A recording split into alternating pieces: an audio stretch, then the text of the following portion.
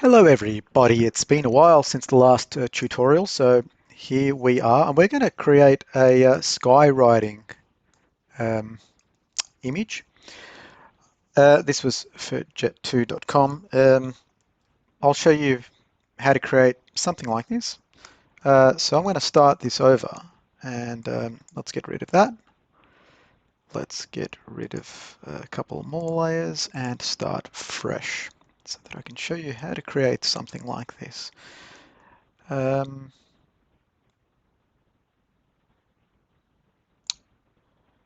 Okie dokie. So that I had on its own layer. Okay, so the image, I think not sure if I lost you for a moment there, but get any image of a sky, preferably with a little bit of cloud there, just enough to be interesting.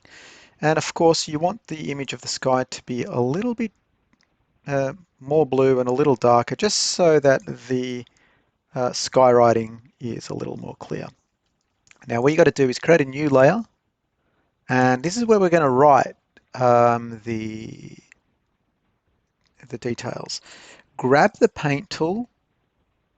It's good to drag. Now, if I click on the ruler and drag down, it drags a guide for me.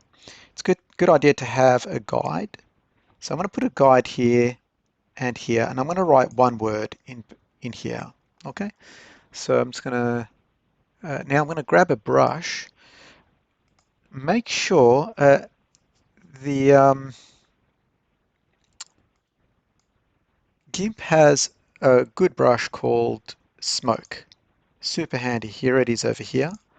And if I show you what that looks like, if I make it large enough, also make the color of the paint white. That's what the smoke looks like. Now you can already see where we're going with this. You can create many of those. However, if you just use a normal brush and go through, then that's going to get like a very repetitive pattern, and it's not going to look realistic whatsoever. The trick is, the trick is to use something which I have never discussed in any of my tutorials before, but it's called dynamics. I created a new dynamic brush called random angles. I'm going to show you how you can do all that. So if I just choose something, actually let me just go with dynamics off. Okay, you see how that gets repetitive, and you're seeing patterns, and that does not look good. So if we go to the Dynamics tab, now you can pull this up by going to Windows, Dockable Dialogues, and there should be something that says Dynamics here. Paint Dynamics. And that'll bring this up. Okay. So from here we can actually create our own.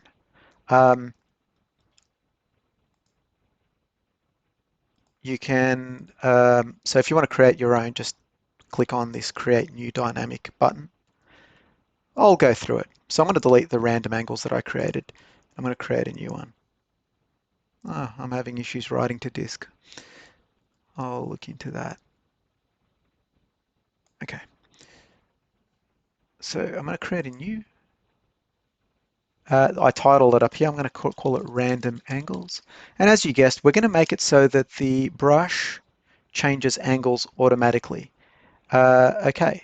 So what I'm going to do is there should be an option here for the mapping matrix. Okay.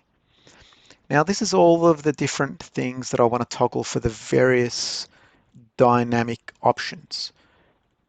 Over here, I'm going to choose under random because I want to randomize the angle. I'm going to say random angle.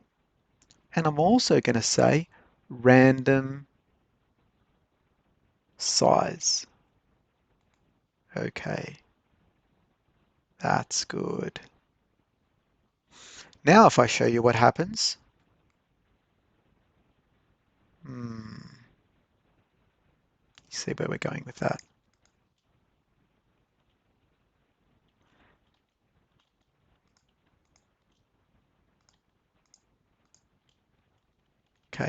Good.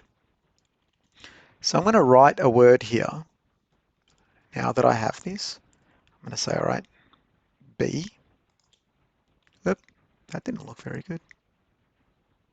One thing also that I do, I put smooth stroke on, reason being, um, if you don't have smooth stroke, your strokes will look jerky. Now look how straight that ended up being, especially with the plane that is skywriting. They generally don't wiggle much side to side. They're generally going in a straight line or very, very kind of long curves. They don't. So try to write it as if a plane is writing this. So just gonna, sometimes they start a little bit early. I'm gonna come here, right? That's finished that line. Then a plane comes around again and it does the second one. It's going to write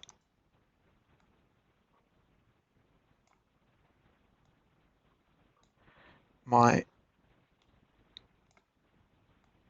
favorite cryptocurrency.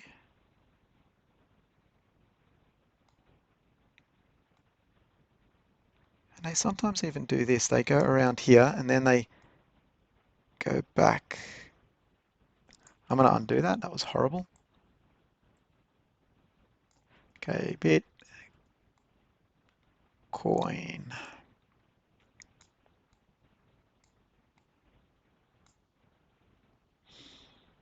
And I'm going to also, let's move this over.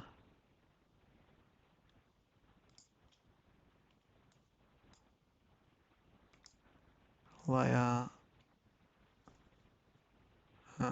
crop to selection. Okay.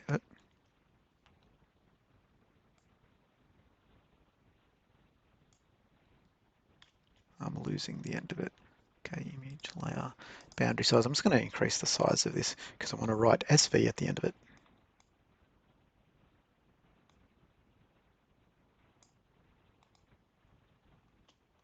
Good.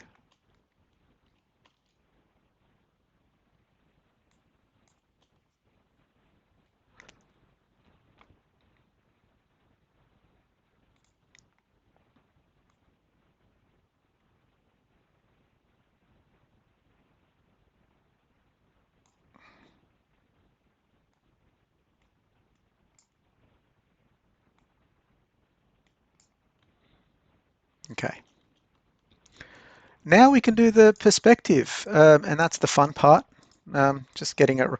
Look, and you know, some people ask, well, isn't there a font that can do it? Well, skywriting is not very clean. If you look at any skywriting images, and they're very rarely well written, and they usually look like horrible handwriting. So do use your mouse to do it. Just use smooth stroke, as I showed you earlier. Perspective. Once you select perspective up here, simply grab the corners and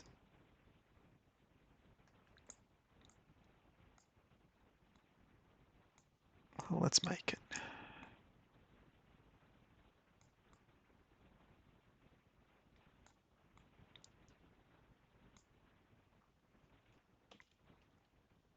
There we go.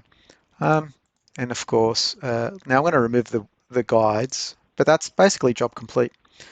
I'm going to remove the guides, and you can lower the intensity of that a little bit, might be a good idea. The other thing you can do,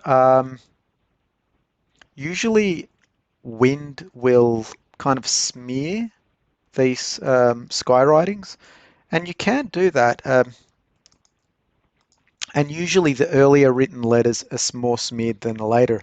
Now, if I was to be that pedantic and I wanted to do that, there is an easy way to do that, and that's with blur. I think zoom motion blur. You can use linear for the whole thing, but zoom motion blur will do this. If you put the center at the end, that implies the least blur here. Uh, this distance, this line here on the plus sign on the right hand side is the amount of blur. So if I reduce that let me move the center all the way there. If I reduce that all the way to almost nothing, now you can see what it's done here. It's reduced the blur, and the blue is excessive here. The blur is excessive here, but hardly any here. And that's consistent with what you see in a lot of sky writings. So,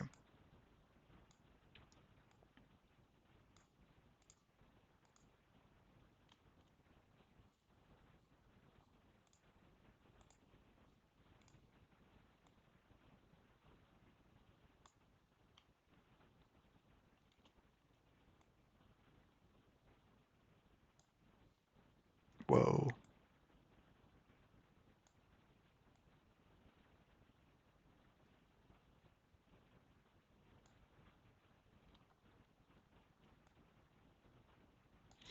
It doesn't need to be much, just enough. Okay.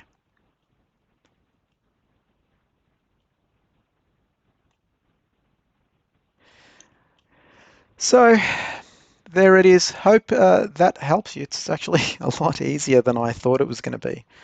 Um, any comments, reach out. Thank you.